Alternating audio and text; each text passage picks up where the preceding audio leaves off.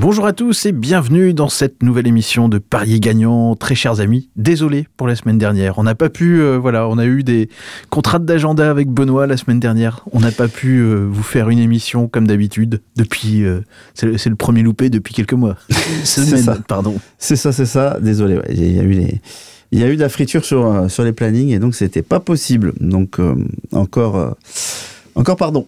Et voilà, mais c'est pas grave, on est là, donc on fait une émission et on a un petit sommaire bien sympathique pour cette semaine puisqu'on va vous parler des Françaises à l'Euro de hand féminin. Voilà, il y a des choses qui se passent, ça se passe bien, sans en dire plus. Attention. Oui, je sais, il faut prier. Là, on annonce que le truc. Oui, ça se passe pas trop mal. Très bien. Ah, voilà, nickel. Ça c'est la réponse que j'attendais pour un sommaire et que tu commences pas à raconter ta vie. Non. Ensuite, on passe au RC Van. Comme on n'en a pas parlé beaucoup depuis le début de la reprise de Parier Gagnant, ce sera l'occasion de suivre l'actualité des Vantais. Et puis, en deuxième partie d'émission, un large point Ligue des Champions et ça nous fera une belle émission. Voilà, normalement. Normalement, belle émission. Vous nous le direz en commentaire ou pas. Hein, si vous trouvez cette émission nulle, dites-le nous. Non, c'est pas vrai. Non, on est très, dis-le pas. On est très susceptibles. Allez, c'est parti.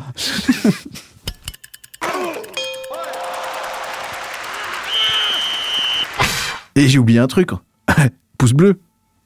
Il faut dire le pouce bleu. Oui. La dernière fois, tu l'avais dit qu'à la fin, donc. Ouais, mais là, je le dis au début. Allez, ok. Alors, n'oubliez pas le pouce bleu. Allez, on y va. Donc, on commence par l'Euro de hand féminin avec nos Brestoises qui sont très très bien. Bah écoute, pour l'instant, oui, ça sent bon la qualif. Et alors maintenant, il faut savoir juste si elles vont être premières ou deuxième du groupe où elles sont avec la Hongrie, Monténégro, Roumanie, Suède, Pologne. Et donc, il y a un match aujourd'hui. Voilà, on va dire l'émission, c'est Hongrie contre France. Donc, les deux premières du groupe. Donc, alors, ce serait pas mal quand même de potentiellement finir première pour éviter. Il y a un ogre à éviter en face. Ce serait bien d'éviter effectivement la Norvège en demi, ou autant prendre la Norvège en finale, comme ça sur un match, et puis avec de la fraîcheur, parce que si tu prends la Norvège en demi, tu vas y laisser de la gomme, comme on dit. donc à voir. Même si la Norvège, pour l'instant, est-ce qu'ils sont sûrs d'être premières ? Pas sûr à 100%, mais en tout cas... Nous, c'est assez accroché aussi dans la poule de la Norvège. Bah, c'est accroché, on va dire, pour l'instant, elles sont en tête, et puis elles vont rencontrer le dernier, la Suisse du groupe, donc on va dire qu'elles vont rester premières. Mais voilà. bon, c'est pas un affrontement au sommet, comme dans la poule A, nous avons la Hongrie qui va rencontrer la France. C'est ça, mais en tout cas, voilà. Enlevé de rideau d'un autre match de foot qui sera aussi sympathique à regarder. Tout à fait. Et la Hongrie, tu vois, c'était le premier ou deuxième outsider qu'on avait parlé là la dernière fois. Et donc, outsider organisateur. Oui, mais c'est pour ça. Et on avait dit que dans le pays qui organise, faire attention parce que des fois, effectivement, ça, voilà, plusieurs fois, on va dire par le passé, dans différents sports, on sait que ça a quand même une incidence. Le plus bel exemple, c'est le Qatar en 2022. Ou la France en 98. Mais moi, ça m'avait perturbé, oui. Effectivement, le Qatar 2022, je me suis dit, tiens, ils organisent, ils vont peut-être faire quelque chose. Le contre-exemple. Et il y en a. Organisateur, foirage. Bah oui. Ils sont pas beaucoup. C'est ça. Malgré tout ce qu'ils avaient mis en place. Même la Corée du Sud avait réussi à faire un truc en 2002.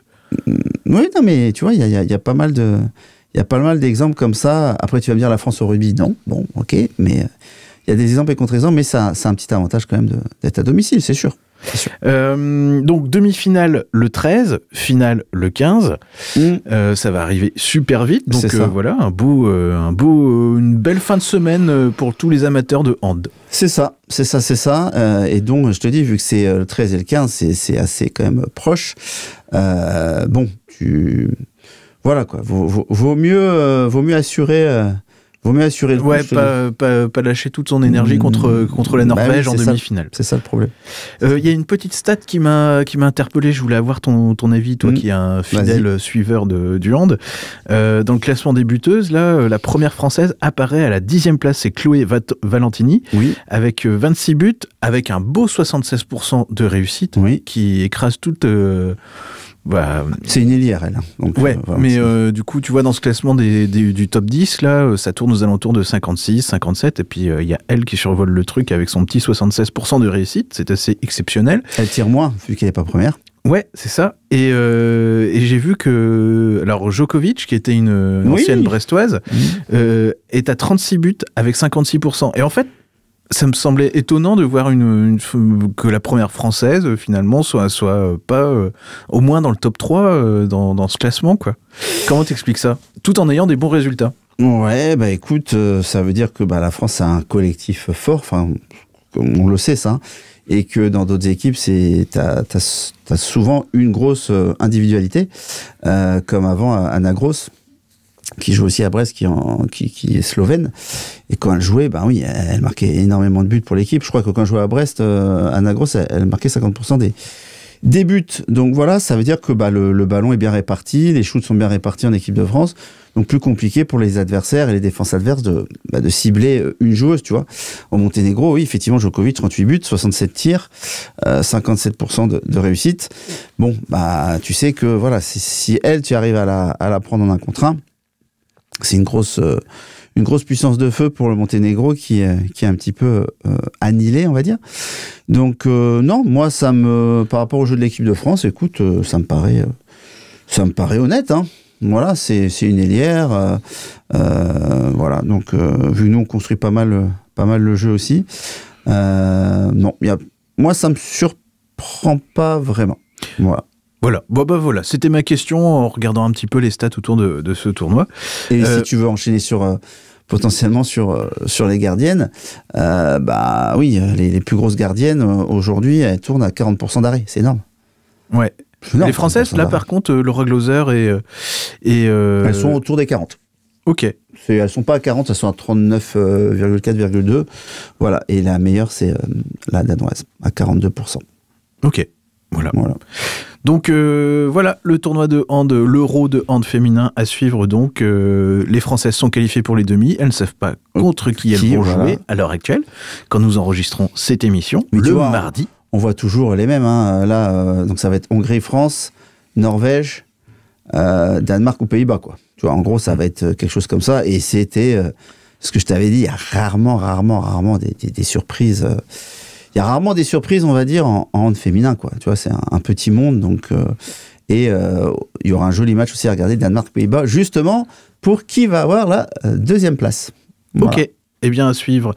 On va s'intéresser à un club breton dont on ne parle pas beaucoup depuis le début de la reprise de parier gagnant. C'est le RC Vannes, avec un point Coupe d'Europe, puisque les Vannais sont qualifiés pour la Coupe d'Europe. Alors, pour une en particulier, c'est pas la coupe c'est pas la coupe c'est pas la coupe du Stade Toulousain, quoi. Non, c'est, on va dire, la petite, je sais pas si on peut dire ça, la petite Coupe d'Europe, en fait. Voilà. Donc, alors,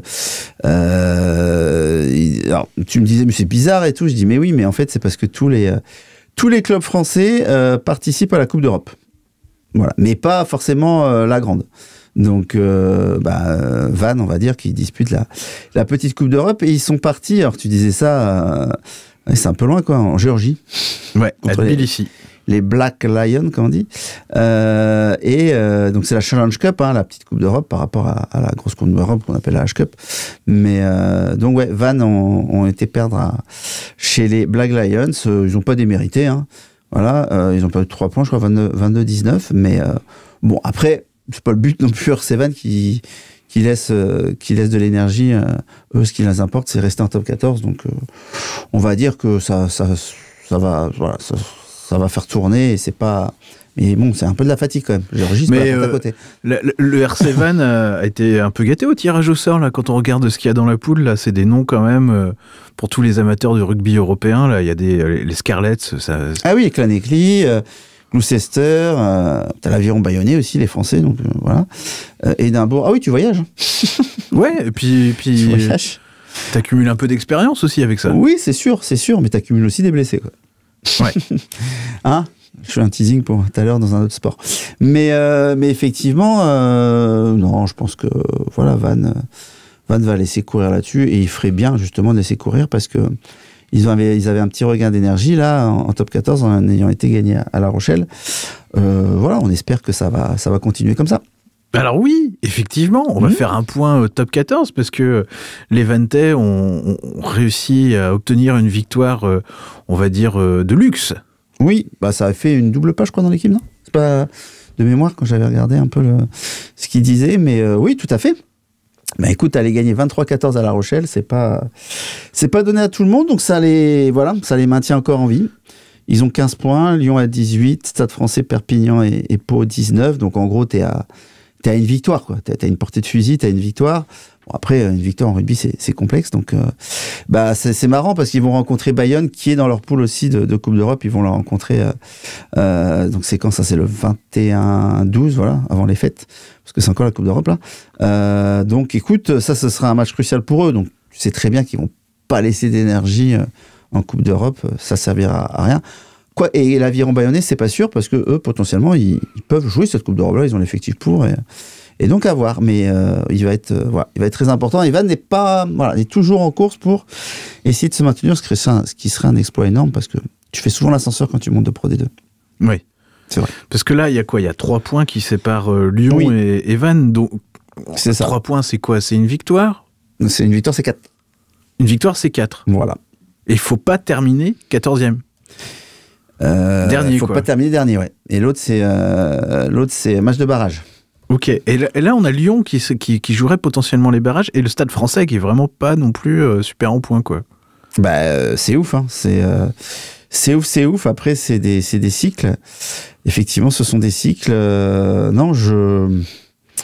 C'est assez surprenant, mais tu vois, on voyait peut-être Perpignan avoir Denis Strapontin. Vannes, c'était les favoris des books pour être dernier.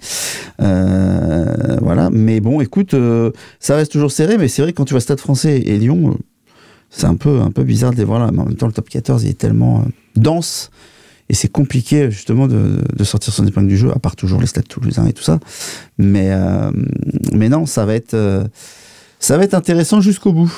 Ok, eh ben merci beaucoup Benoît pour ce point sport breton.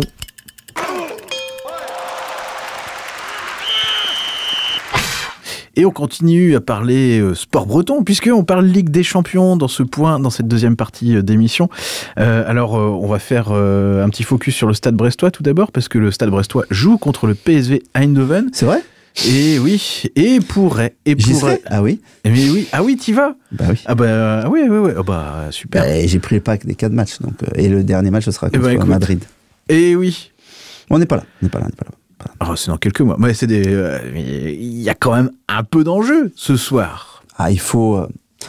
pour être tranquille, il faut un point, quoi. Voilà. Un point que tu pourrais éventuellement... Si ça passe pas ce coup-ci, ce sera contre le Shakhtar. Oui, mais on n'aura pas récupéré forcément énormément de blessés. Voilà. Et il restera... Bon, voilà, il y a une grosse... Il faut qu'il se passe un truc ce soir pour valider définitivement une qualification en barrage. Parce que je crois que les 11 points... les 10 points, ça va peut-être être juste selon Opta qui a recalculé par rapport au dernier résultat. Bah oui, t'as vu qui est 24e ? C'est Madrid. Donc forcément, voilà. Et PSG 25. Donc tu te dis... Donc 87% de chance de passer. On est à 99,2, on est descendu à 87. Voilà. Ah oui. Attends, on faisait les fanfarons, mais là... 11 points, ça pourrait passer à 99%, quoi. Ah oui, c'est même pas sûr. Bah mais oui. Bah, de toute façon, on voit ce qui se passe. PSV de plus en plus favori, ça descend. Ils étaient à 2,10, maintenant ils sont à 80, tu vois, ça... Oui, bah ça y est, les books ont dû voir l'équipe de Brest, quoi. Ouais, c'est ça. Il nous manque, 6-7 joueurs qui sont titulaires, quoi. Ouais. Donc voilà, mais on sait très bien qu'est-ce que tu veux. Et on va jouer avec un latéral droit expérimental en la présence de Eddie Milson Fernandez. Ouais, qui a un couteau suisse, mais... Quel jeu de mots, parce qu'il est suisse. Ah, les bas. Mais en plus, c'est vrai qu'il l'est. Il peut jouer plein de postes. Oui. Pardon, à part attaquant. Et c'est vrai. Il est suisse.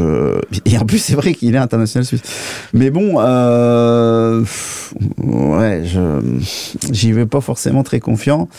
Ce que je leur demande, c'est de donner à fond, mouiller le maillot éviter des erreurs, des grosses erreurs. Après, s'ils sont plus forts, ils sont plus forts que là, nous. pour les amateurs du Stade brestois, la défense centrale, Cardinal, Chardonnay, des fois, il y a des trucs super qui peuvent se passer.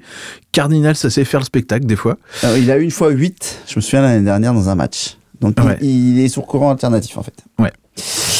Mais j'aurais bien préféré avoir Koulibaly. Ouais, qui va se faire opérer. Donc, Ouais, on parle de 4 à 5 semaines de disponibilité, il reviendrait peut-être mi-janvier. Pour Real, quoi. Voilà, on joue la qualif contre le Real ou en fait, si Real nous bat, il nous passe devant. En fait, cette dernière journée de Ligue des Champions, ça se termine et faut presque la suivre en mode multiplex, quoi. Je pense qu'il va y avoir, tu sais, la petite musique du but, là. Mais surtout, ce qui est dégueulasse dans cette nouvelle formule, mais en même temps, il y a des inconvénients, c'est qu'il y a des équipes qui vont jouer un dernier match crucial contre des équipes qui n'ont plus rien à jouer, en fait. Ouais. Ah oui. Ouais. Donc là, si tu veux, l'équité sportive, on repassera. Mais en même temps, c'est normal, c'est comme ça. Après, il y a des sous, il y a toujours des sous. Une victoire en Ligue des Champions, c'est pas, pour beaucoup de clubs, ça représente quand même pas mal de thunes, quoi. Oui, mais bon, t'es moins motivé qu'une équipe qui veut absolument gagner pour passer, quoi. Ouais. Donc, on verra. Mais en tout cas, on y sera, et puis, enfin, j'y serai. Tu y seras. Et puis, on verra ce que ça donne, mais ce que je leur demande, c'est de se mouiller le maillot, et puis, on sait, on perd. On aura encore une cartouche à Donetsk. Potentiellement à Donetsk, on peut ramener un point, parce que Donetsk, c'est moins fort. Alors oui, on va pas à Donetsk, parce que c'est un peu compliqué d'aller à Donetsk. C'est en Allemagne, en Pologne, je veux. C'est en Allemagne, ce sera dans l'arène du Schalke 04. Voilà. À Gelsenkirchen. C'est un très joli stade en plus. Donc on verra bien, mais bon, on va étape par étape. Là, il y a Eindhoven, après il y aura Nantes. Donc on va pas mettre la charrue avant les bœufs. Exactement. Que j'ai sorti de mon fourre-tout de ton chapeau à proverbe. À proverbe, pardon. C'est ça. Voilà. Pas piquer des hannetons. Et donc, du coup, on va rester sur la Ligue des Champions. Hein, tout de même, parce qu'il y a d'autres matchs, il n'y a pas que Brest dans la vie. Et je pense que certains de nos auditeurs aiment bien qu'on parle d'autres clubs que le Stade brestois. Il y a le PSG, qui rencontre une équipe que Brest a mis 4-0. Oui. Non, mais oui. Bah, est-ce que le PSG va leur en mettre 4 au Red Bull Salzbourg ? J'en sais rien. On verra. Super. Il y a d'autres matchs qui t'intéressent ou pas sur cette journée de Ligue des Champions ? Ah bah oui, parce que c'est le premier d'Italie contre le deuxième d'Espagne. Ouais. Atalanta contre Madrid. Ouais, et cote très équilibrée de 5 de chaque côté. Ah bah l'Atalanta en ce moment... Et la pièce, s'il y a une pièce à mettre, tu la mets d'un côté ou non, rien du tout. Aucune idée. Parce que l'Atalanta, c'est sympa quand même à avoir joué. Et je regrette, à un moment donné, je me suis posé la question. Là, faut que le Real champion, mais faut que le Real Madrid fasse quelque chose là. Ah bah là, il faut qu'il se réveille, parce que sinon c'est sûr. Kiki, il a dit comment c'est quoi qu'au Real, on t'attend en deuxième partie de saison, mais si tu foires la première partie et que t'as pas la Ligue des Champions à jouer après, c'est bon. T'as un Leverkusen Inter, très sympathique. Hâte de voir aussi une équipe qui marche sur l'eau. Là, c'est Liverpool à Rérone. Écoute, à voir ce que ça peut donner. Donc ça, c'est pour aujourd'hui. Après, demain, il y a aussi un match sympa, parce que c'est Lille Sturm Graz que nous, on a déjà rencontré. Oui. Qui est faible. On peut le dire. Non, c'est pas aussi faible que Salzbourg. On va voir si Lille va les battre. Nous, on les a battus. Donc voilà. T'as un Arsenal Monaco. Ah bah alors là. Arsenal à 1,30, 1,28. C'est bas, je trouve. Ouais. Je trouve bas, personnellement. Après, Monaco, attention. Je trouve Arsenal bas. Faut pas non plus déconner. Quand tu dis ça, c'est dire quoi ? Faut pas déconner. Bah, t'as l'impression que Monaco, c'est des quiches, quoi. Bah, un 1-20 Arsenal, ça veut dire qu'en face, oui, t'as rien. Mais oui. Bon, bah, ça l'est pas. T'as un Dortmund-Barcelone. Donc, tu dirais presque Monaco, ce serait presque value ? En handicap. Ouais, un truc comme ça. Avec 2 buts d'avance, par exemple. Ah ouais. 1,5 ou 2 buts d'avance. Enfin, je les vends pas potentiellement se prendre une raclée. Je sais pas ce que t'en penses, toi, mais moi, voilà. Dortmund-Barcelone, sympa, hein. Barcelone, en ce moment, ça patine un peu en Liga, parce qu'ils sont à portée de fusil c'est la deuxième fois que tu utilises cette expression. Il faut que tu la bannisses de ton registre de langage. J'aime bien. Et il y a aussi un truc... Puis ça veut rien dire, portée de fusil. Si, ils sont à portée de fusil, c'est-à-dire un coup de fusil et Dites-nous en commentaire si vous avez déjà entendu cette expression, elle me paraît chelou. Mais non. Tu l'as T'es à inventé. portée de fusil. T'es pas très très loin, comme ça on peut te toucher. Dortmund, je suis obligé d'expliquer les expressions. Dortmund-Barcelone, à une époque c'était... À portée de tir. Pardon. Mais c'est pareil. Dortmund-Barcelone, des personnes que j'ai dit qui patinent, où Madrid n'est pas très loin de Barcelone, hein, voilà, si tu veux que je reste des expressions. Et un juge Manchester City. Joli ça aussi. Oui. C'est pas mal. La vieille dame contre Manchester City. Même si Manchester City en ce moment, ça. Oula, ça. Il y a de la friture. Il y a de la friture. Il se gratte pas mal, Guardiola. On a vu, ouais. Pour ceux qui ont l'image de son visage. Après le match, c'était contre qui ils avaient joué? C'était à Liverpool. Liverpool-Manchester City, non en championnat. Oui, ils se sont fait reprendre, grosse remontada. Non, c'était pas en championnat. Ah non, Manchester City Feyenoord. Ouais. 3-3. Ouais, ils gagnent 3-0. LDC, ouais. Truc de fou. Donc, il y a des matchs, très très sympas, hein, parce que Manchester City, ils sont que 17e. Donc, il faut que je regarde une dernière fois le classement, parce que je pense que ce soir, on sera plus devant toutes ces équipes-là. Mais, tu vois, le PSG, ils sont 25e, ils ont 4 points. Il faudrait que pour le PSG nous passe devant, en plus nous on a un goal average aujourd'hui qui est plutôt sympa, on est à +3 et le PSG ils sont à -3. Il faudrait que le PSG gagne un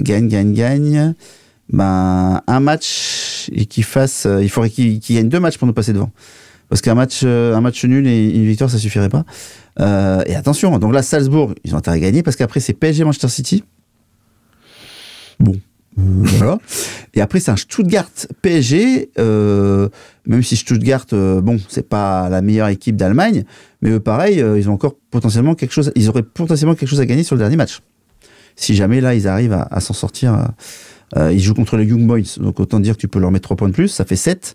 Ouais, tu vois, donc en fait c'est super intéressant cette phase. Bon après il y a des clubs, Leipzig j'ai pas compris, Leipzig ils sont 0 points, j'ai pas capté qu'est-ce qui s'est passé pour eux. Pourtant, je trouvais plutôt intéressant comme équipe. Bon, alors des charges, ils ont eu l'Inter, Celtic, Liverpool, Juve et Atlético de Madrid. Bon, hein, on peut pas dire que c'est pas les équipes de Brest, quoi. On a rencontré Sturm Graz, Salzbourg, Sparta Prague. Eux, ils ont vraiment pas eu de bol au tirage au sort. C'est clair. Il y a des fois, t'as la chance avec toi ou pas. Mais non, mais on va suivre ça avec, avec attention et on croise les doigts. Tout à fait. Et on revient à la Ligue 1 avec voilà une petite question qui me travaille. Alors on va peut-être d'abord regarder la carte des matchs de la prochaine journée. Est-ce qu'il y a quelque chose qui te gratouille, qui te tentouille? Bah écoute, on est bien favori contre Nantes.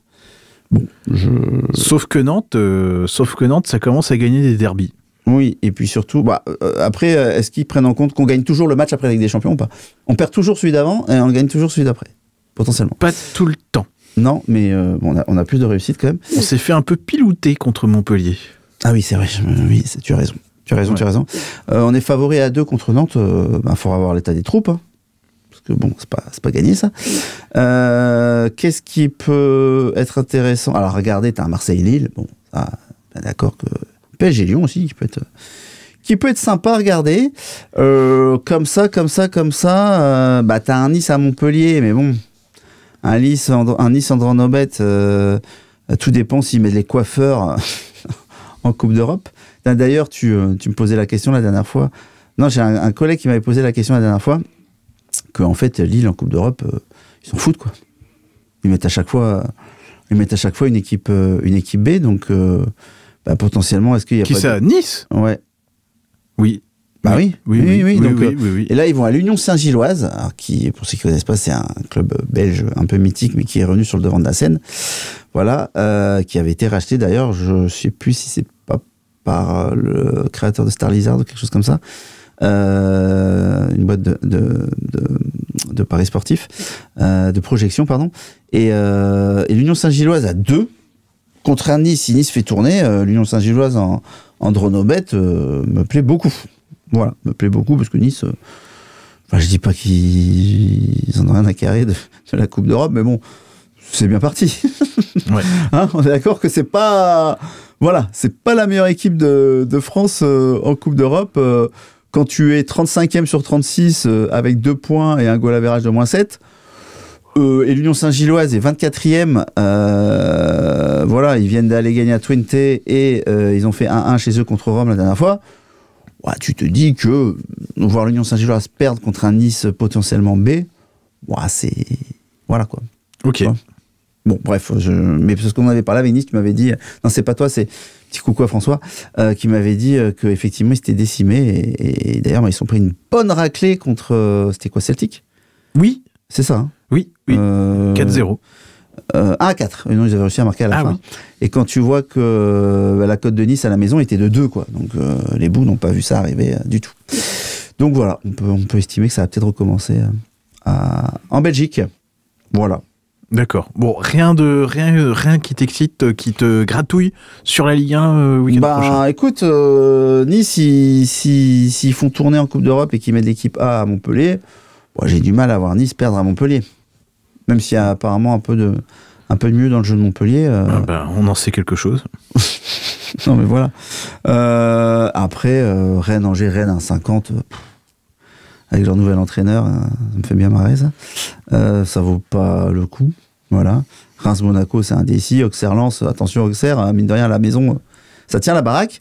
Et un Toulouse-Saint-Etienne, et Toulouse, c'est trop bas.